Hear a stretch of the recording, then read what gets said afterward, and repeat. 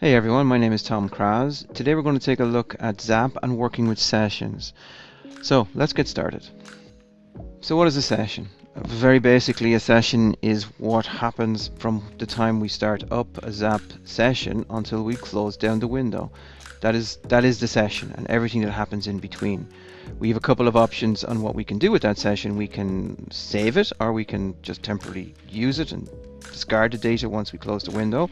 So let's start up Zap and take a look at sessions and working with them.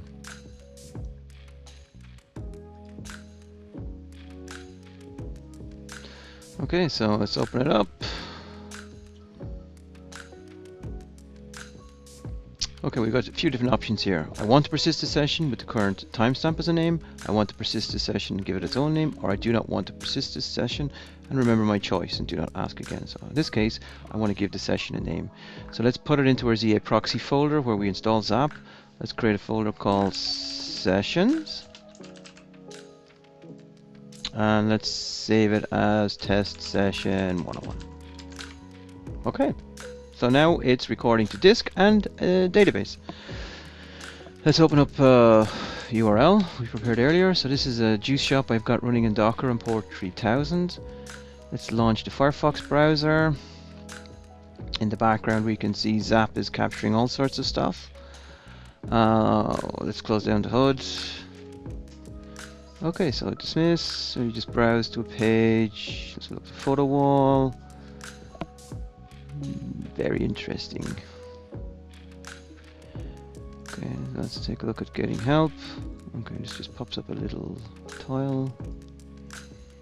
Okay, anyway, it's enough information. Let's close it down. Right, so as you can see, we've got lots of stuff captured here. We've got two sites. We've got www.jsshop101, and we've got this cdnjs. Okay, so let's close it down. What's important to note is when you start up Zap again after closing a session that you saved, you must open it you must choose the option that tells you not to save it. So no, I do not want to persist the session at this time. Yes, you must click that, start. So then we have an empty session, and then we go open session. There is an open recent section, but we won't use that for now. Open session, test session 101. Open, and now we can see we have all of our previous recorded information. The Juice Shop 101, the two sites, we've got our alerts, and all this is imported automatically when you load a session. It's worth noting that when you're saving sessions, they can get enormous in size, so it's important that you only save when you really need to, and by default you do not do this. Doing some recon on some sites, you can end up with massive session sizes. So let's take a session snapshot. So a session snapshot is basically the same name as a session, but it appends a timestamp to the end of the name. So let's save that. A snapshot is a point in time copy of the session. So our session will continue. For example, let's launch a browser and browse to another site.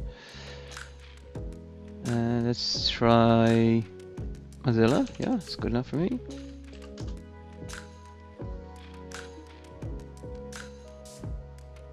And the HUD again, I need to disable that. So let's go back, and we can see that these extra pages are there now, the extra site Mozilla and a few more. So these are saved in our current session, but if we switch back to our snapshot session,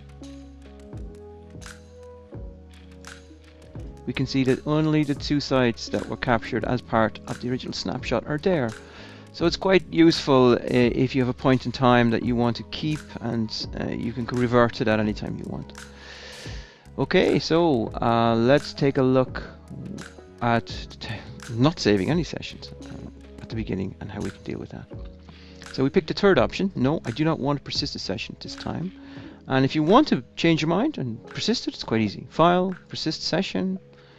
Give it a name, test session 102, original. Save it, and yeah, we're done. We have a session. So we can take a look at the session properties, which are not available when you don't save it. So you can give inside the general section, you can give it a name, whatever you want, except spaces. you can exclude it from the proxy scanner. So if I add, say, Google here, this means that Google will not be part of the proxy scanner. It will just ignore any traffic to Google. The scanner is the active scanner, so again, adding Google means it will ignore it. And same with the spider.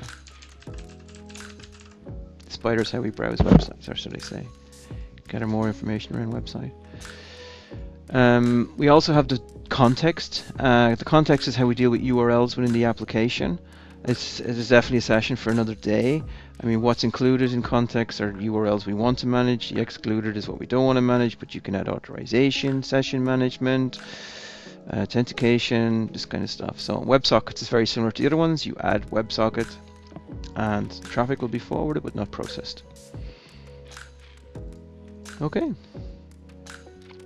What might be worth noting is if the window doesn't display on startup about saving your session or whatever, it means you have disabled it and you need to re-enable it. So you can enable it easily by just going into Tools, Options, and down to Database, Prompt for Persistence Options on a new session, and click OK.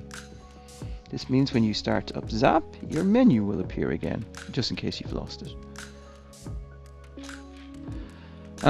Okay, so I hope you found this session useful. My name is Tom Kraz. If you have any comments or questions, please leave them in the comment section below. Please like and subscribe, it helps the channel. And I will catch you all on the next video. Thank you very much.